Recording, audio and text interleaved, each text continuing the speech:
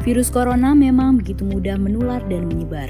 Setiap kita bisa ikut mencegah dan mengurangi penyebarannya melalui social distancing. Apakah social distancing?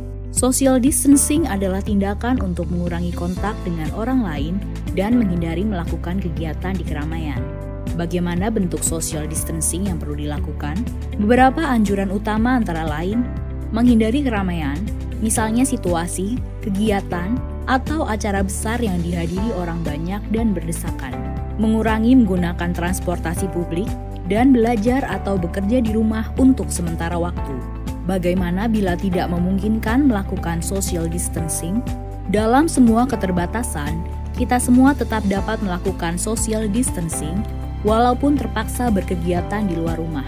Siapapun yang baru datang dari negara terpapar COVID-19 atau bila kita menunjukkan gejala sakit, disarankan untuk tidak keluar rumah selama 14 hari atau self-quarantine atau segera cari bantuan medis.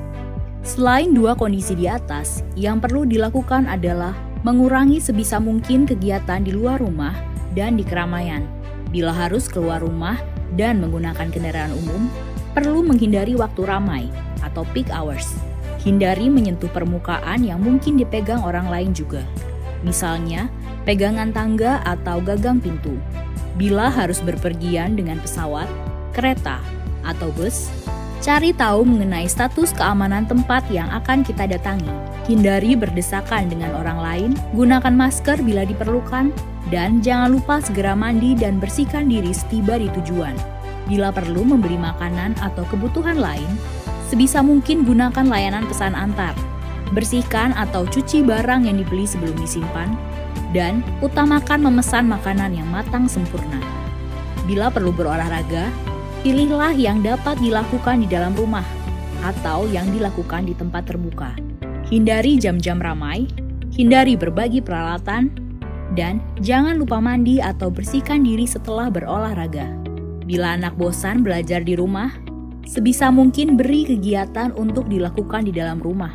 Bila sangat mendesak, pilih kegiatan yang bisa dilakukan di ruangan terbuka yang tidak ramai.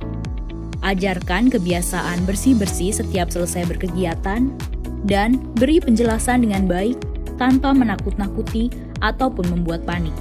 Apalagi yang perlu dilakukan selain social distancing?